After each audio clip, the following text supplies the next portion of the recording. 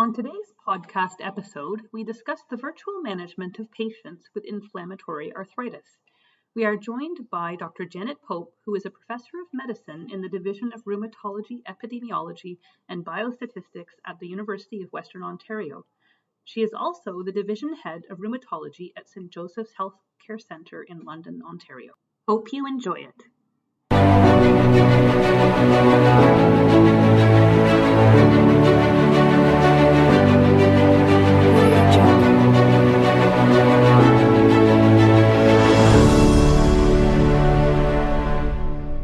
So welcome, Dr. Pope, and thanks so much for joining me on this nice fall day. Appreciate your time and talking with us about COVID and how that's really affected your practice and how you can really assess patients properly virtually. So I just wanted to ask, was this virtual platform of dealing with patients something that you dealt with before COVID, and how have you managed with that? Right. So I'm really glad to be here. And I can say that the world for patient care and most physicians changed overnight. So although we've had Ontario Health Network like OTN, where you could do it teleconferencing, usually there was, say, a healthcare provider on the other side. The video, in the olden days, you had to book like the room for it. Very few people embrace that because a lot of what I do as a rheumatologist, of course, is not just the history, which you can get very nicely on the phone usually, but it's really a med check when they say, oh, I don't know where it is, but it comes down to really the physical exam. So if someone says they don't have swollen joints and on exam they do, the physical trumps. Or if they say my joints are swollen and I look and say, well, you've got bony change from osteoarthritis, you don't have active RA. It's really, we just need the physical so much. On the other hand, I think there's a lot of benefits for patients. So we have people in rheumatology in many of our areas, rural, where they'd have to drive in a large distance, older. So maybe one of their kids would have to drive them in, take a day off work as well. So I think that aspect is really quite nice. And with COVID, our elderly people, we do want to stay out of harm's way. So if we don't have to drive them 2 hours each way and we can do it well on the phone, it's great. The downside is for each patient, there is redundancy. So I would say I probably right now am seeing 2/3 virtually, 1/3 in person, all news now in person, because you really have to get a sense on that first visit to know who they are. But again, do the exam, and is this someone that needs follow-up or not? But the downside is for the people that we talk to, if they need to come in for us to do a physical exam, or we're not sure what's going on, or things like lupus or multi-organ, I have to listen to lungs if they say they're short-winded and things like that. You can't just easily have them go get an x-ray. You want to have a look and a listen. I would say at least 1 in 10 and often 1 in 5 of the people that I see virtually, they have to come in. So that means it's more time for them because it's yet another time we're booking them. But for our offices, it's overwhelming. It's like increasing our numbers. And here at St. Joe's, our numbers went up from March, where really mid-March is where the lockdowns and shutdowns started to happen. Our numbers were up about a few to 10% per month since March compared to last year for those very reasons. Well, at first everyone was home too. You can phone and they were home. Now they go, I'm at work. And you go, well, didn't you know you had an appointment? Not that I'm on time, by the way, but it's so it is navigating the virtual world for rheumatologists is tough, and they might email us pictures, and that then they're kind of blurry, or you're not even sure. I'm trying to look at a rash or a swollen joint. And I said, want both hands to compare. So it's a different world. On the other hand, I'm really surprised for some people how well it works. So in what situations do you find it really does work, that you're able to conduct the meeting virtually? Right. So there's a lot of people who have done very well, as for instance, a person with rheumatoid arthritis who say now has been in remission for 5 years. That visit annually, because they were so good, they often only came annually before COVID, was somewhat social. You got to know what's going on and adherence and all that, somewhat into can we demedicate, not not fully demedicate, but maybe taper down some meds or something like that. But it was like quick joint exam. Here's your prescriptions. Here's your, 12 months worth of blood work forms again, and we'll see you in a year. So some of those people doing well, I know my colleagues aren't always comfortable, but someone I've known that really has been in remission the last 4 years who would come normally annually, I'm saying I'll see you in a year, and realizing a year from now might not be a see, it might be a talk to. So our virtual things are mostly phone calls, and then later, if you need pictures or you need to come in. So it's worked well for them. I think for some elderly, our goals are sometimes different. We want them comfortable, but I don't have to have zero swollen joints with rheumatoid arthritis again, as a for instance, or we don't have to have, I'm not monitoring their blood sugars, but their HbA1c doesn't have to be perfect. You just don't want them really hyperglycemic for complications sake, because if someone's very elderly, we're looking at good quality of life in a few years. If someone's young with rheumatoid or diabetes, you're looking at decades and decades. So for some of those people, I think it keeps them safe, although a lot of them liked the social aspect of coming, and now it's nice for them to talk, but some might feel isolated, and then you'd rather bring them in, but I can't in good conscience bring them in if they don't have to come. But we say, do you want another phone call? You want to talk to our nurse or our pharmacist, part of the team? So it's worked for them. And to, do these phone checks more often on someone like that we're concerned about mood or getting forgetful, because even their loved ones, the kids and grandkids, are seeing them from a distance or not seeing them so much because they don't want to make grandma sick. Right. Yeah, it's very difficult, I'm sure, to even make the judgment call on whether that's a person that should come in. What about sort of their own risk factors for coming in? Because, is it like the subtypes of inflammatory arthritis and so on that would make a difference to that decision? So it's an excellent question, and we used to not know, and now we think we know. So COVID's evolving, and the disease, the virus could mutate, and maybe what I tell you today might be different later.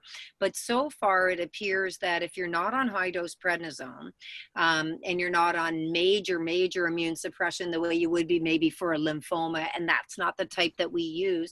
So your risk factors seem to be for rheumatoid and lupus and myositis and ankylosing spondylitis and psoriatic arthritis and Crohn's and all those things about the same as the age match population. So advanced age, men more than women if you're elderly, already obstructive lung disease, heart disease, high blood pressure, diabetes, high dose prednisone, sometimes high BMI, high body mass index. Some of those things seem to be the risk factors, and not our methotrexate or our advanced therapies of our JAK inhibitors or biologics, and not necessarily low dose prednisone. But prednisone has always increased the risk of infection, so we do try to avoid it. And that's another thing. I'd rather bring you in and inject a knee than give you prednisone over the phone if it's only one joint flaring with your psoriatic arthritis.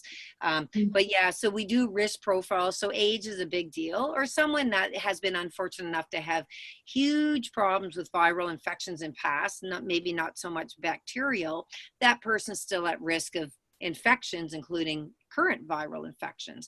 But fortunately, most people, we can very much reassure them, use your precautions, hand washing, social distancing, keep your bubble, and wearing a mask when going out. All those things, we can reassure them that their usual meds they're on for us, for our diseases, well, their diseases, but our prescriptions aren't going to change their risk factors for doing poorly with COVID, thankfully. Oh, that's very reassuring. Yeah, that it's more just age matched and it's not related to the disease itself that would increase their risk. And the treatments, is that the same case that with the treatments that they're taking, that those are not to increase their risk, right? Right, yeah. And also there's always a downside. So when we didn't know, we said, well, there's a risk of stopping your meds. If you flare, you end up in the emergency room, and because we didn't have very good testing then, and also even now, nasopharyngeal swab. So COVID swab is 1/3 of people with COVID can have a false negative reading. So we're not perfect on even like our diagnosis. So when hardly anyone was meeting case definition and being tested, we would say, if you're sitting in a merge, we weren't wearing masks back in May, April, back then, you had a higher risk. So there was no benefit of keeping the meds going. And because we did have a feeling even near the beginning of COVID that this was going to be a long haul, because it's going to take a long time for a vaccine to be known how effective it is. And we were trying to avoid herd immunity because it would have overwhelmed our ICUs. Right. Yeah. No, that's a really good point, and also a lot of foresight.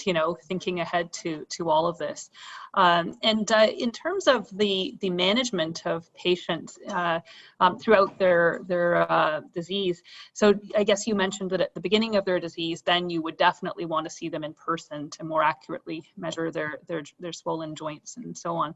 And does that change throughout Yeah. Mm-hmm. Right. So it might for some people. So that's a very astute question, because every patient's their own little trajectory, right? Some are, good, then go out of remission and things like that. Other people, they start in high disease. That's how they actually present with their family physician, or present with some kind of signs or symptoms, or a blood test or inflammation marker. And so we want to know that as we adjust meds, we see them more often to make sure they're doing okay, such as rheumatoid, psoriatic arthritis, what have you. But when they're really well, as I say, if I don't know them well, I wouldn't feel comfortable just saying, oh, I'm not going to see you now for 2 years because I'm just going to call you. Because on the other side of the telemedicine is we have already picked up, which we do anyway. I have a large practice, but I wonder what I'm missing. We have picked up 2 lymphomas and a skin cancer because people came in, none of which they were complaining about by our history and physical, which might not have been found. We have also determined some people have, say, unstable angina, and they were afraid to go at that early days to the emergency room. So that's a downside. And then people can fake it. If you're talking to a friend on the phone, you can say they're not trying to fake it. They're just trying to be socially acceptable. I'm not going to complain to my doctor. They only have so much time. So I'm fine. Thank you very much. And I'll have, when I see people in person, we do a blood pressure, pulse, and weight on every visit, which is, I think, a really good thing for us to do in our clinic. That's our co-workers are doing that.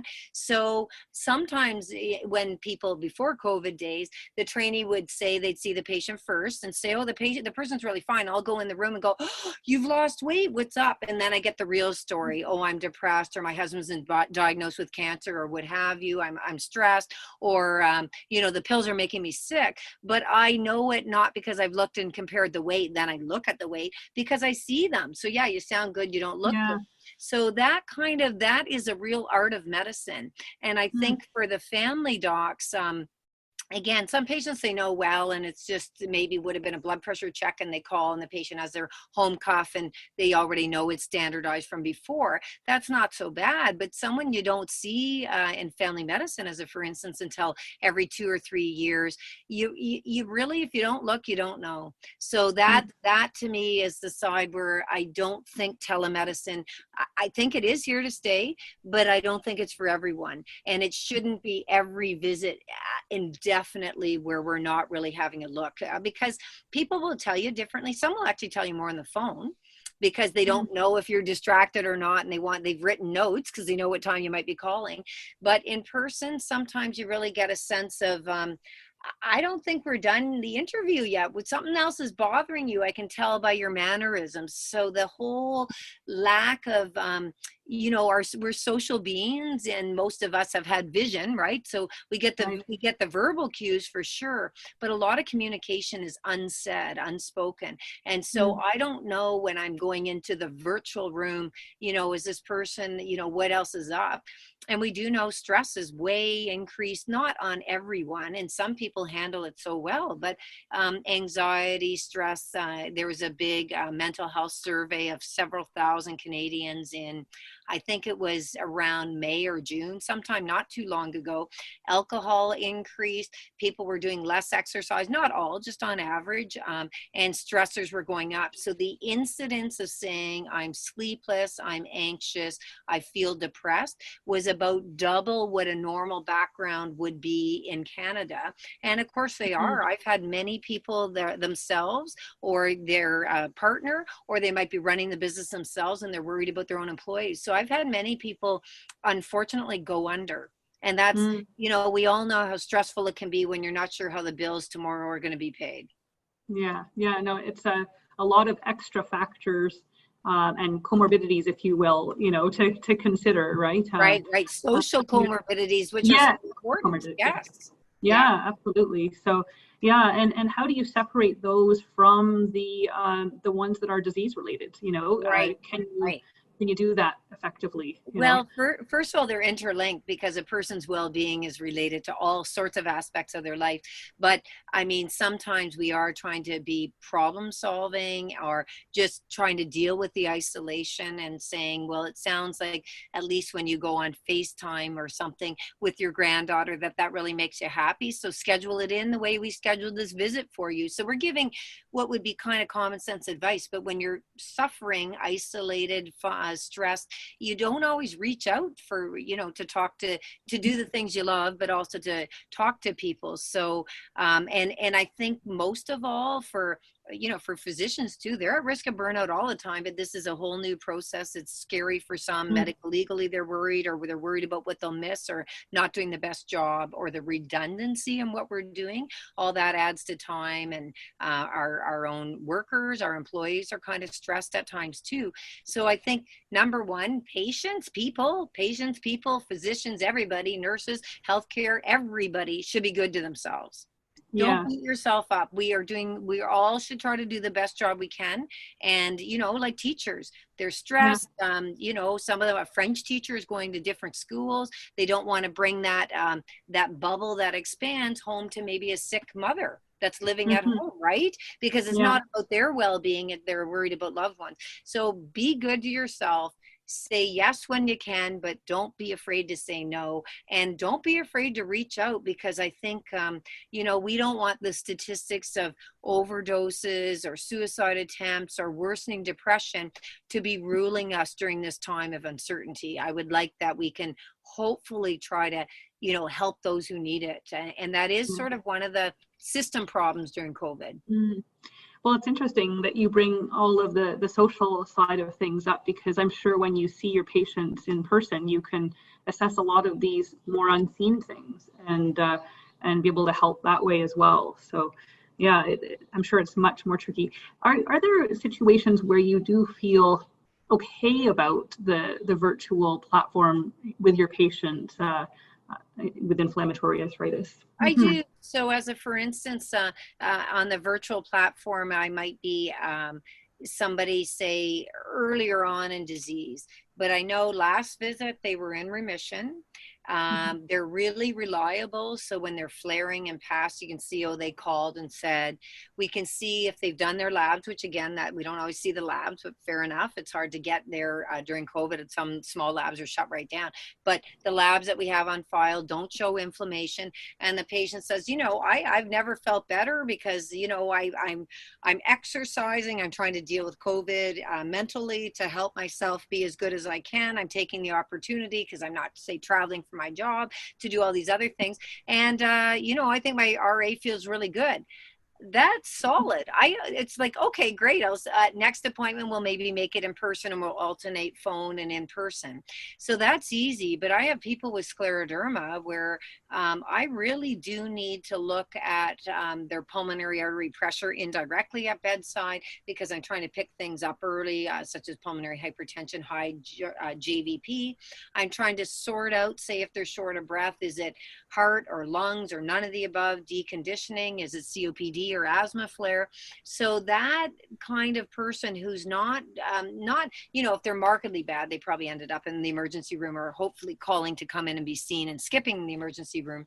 But if they're kind of smoldering along, but not as good as I thought last time, and you have to know them to really get that sort of spidey sense, then it's like, okay, why don't we just bring you in? So do you think soon? And I just negotiate all the time. So do you think like within the next couple of weeks, or do you think you want to hold off for 3 months, but knowing it's winter, etc.? So again, a lot of people go, they're relieved to be, helping the decision, because some are afraid of COVID, or, I've had people from Lion's Head, which is near Tobermory, and they say we don't have any cases here, and so I'm reluctant to come because I interact with whomever, and it's like, Right. okay, you say you're good, and again, so I think the patient-centeredness. But again, new patients or a follow-up for the first time and you just don't get a sense, or if you think it's a mismatch, what you're telling me and what I'm thinking might be going on aren't adding up, let's just do a visit. And most people are, as I say, relieved or happy to do that. Right. And do you still follow the treat to target protocol in the face of other COVID complications? And that too is a wonderful question. So yes, so I am treating to target. So I'm not afraid to change up their meds during COVID because this is a chronic thing. It's kind of like having flu season every season, if you think of it that way, that you know it's going to be around a while. So we can't compromise someone's health in the long term because I'm stalling for 2 years. And I have had people worried about taking their disease modifying drugs like new starts because they are worried about COVID and they're worried about the drugs in honesty too, and aren't really maybe bought into all this. You have to work with them. You have to do it on their own level. But I do think like if I don't get you great, it's an opportunity lost, particularly early. And great doesn't mean full remission forever. People can come out of remission or still have pain and suffering for sure. But I think we have to still use our principles. And that would be, again, same in diabetes. They're still trying to target the HbA1c. I'm still trying to target like little to no swollen joints, good function, low inflammatory markers. So whether it's a CDI score of tender swollen, which I can't all do on the phone, and patient and physician global assessment, or whether it's other targets, I'm still trying to achieve them. Yeah, that's an excellent point. I mean, the just being able to still treat as effectively as you possibly can despite COVID, instead of altering treatment and perhaps harming their health long term. It makes a lot of sense. Have you any sort of personal patient stories that you can share? Obviously keeping things, patient names confidential and so on, but where you found that you started out virtually and you realized, oh, you need to see this person, and you were surprised by that. Right. So I have had people where, because the trainees are also talking to them. So in the old pre-COVID world, I laid eyes and hands, I examined every single patient that came in, irrespective of why. I did a quick joint count because it's quite quick, and then where appropriate, heart, lungs, abdomen, things like that. So the trainees will say things like, oh, they're really flaring. And I'll go, well, this person usually, there's a mismatch between what they think, because they do have pain. I'm not saying they don't have pain, but they think it's their active RA, and it's like their sciatica, their fibromyalgia, their OA, their damage, their tendonitis, what have you. And I'll say, let's bring them in because I actually don't think they're flaring, but maybe we can inject the shoulder because they have shoulder tendonitis. And they'll come in and I'll go, oh my gosh, you're right. You really are flaring. So I've had the benefit of the doubt. I think we can help the patient. And then I have people the other way. They say they're okay. And I go, I don't like your labs. You need to come in, and then we can have the mismatch both ways. It's like, oh, I am reassured. So, well, let's look again and see, why did your inflammatory markers transiently go up, or why did your hemoglobin go down for a while? So again, it's, we're trying to be holistic, but I tell the trainees, it's kind of like treating a blood pressure and not knowing the results. They say, oh, blood pressure is good. And I go, well, what are your numbers? And right. They say, so it's and then some people surprisingly can say, well, it's my pointer finger where it hooks on my hand. That's really swollen. You've injected it before, it's helped. Can I come in? Perfect. We understand that, right? But not everyone can speak in those sorts of terms. It's a health literacy, but it's also how they've figured out to tell us. It's not just literacy. Yes. Yeah, no, that's those are some really good points, and I'm sure that from what you're saying, it must be hard not to miss some. I'm sure some people are being missed in terms of coming in where it would have been beneficial for them to come in, but how can you really appropriately make that assessment? It must be very tricky, very hard and stressful on physicians, I'm sure. Right, yeah. It's tricky, and I think it's probably, in fairness, even trickier for those starting out in practice or not as seasoned as I would be. Yeah, that makes sense. Right? Yeah. Yes. Absolutely. Yeah. No. I mean, that's those some very, very good points, Dr. Pope, and I'm just happy that you're chugging along there and managing to sort of make sense of all this and during these crazy times. So no, I really appreciate the time that you put into this and spending with us. I'm sure our listeners will be really interested to hear about this. So, yeah. Great. Well, thanks so much. And always listen to the person on the other end of the line, because that's the only sense we're using at the time. Listen to them. And if you're uncertain, bring them in, or have an alternate arrangement. Maybe it's sending a photo or something. So listen to what they tell you, because they do know best, even though I'm telling you I have the medical knowledge and we might have a mismatch. They know that something's changed, if it has. Right. Great. Well, thank you very much. Thanks so much, Dr. Pope.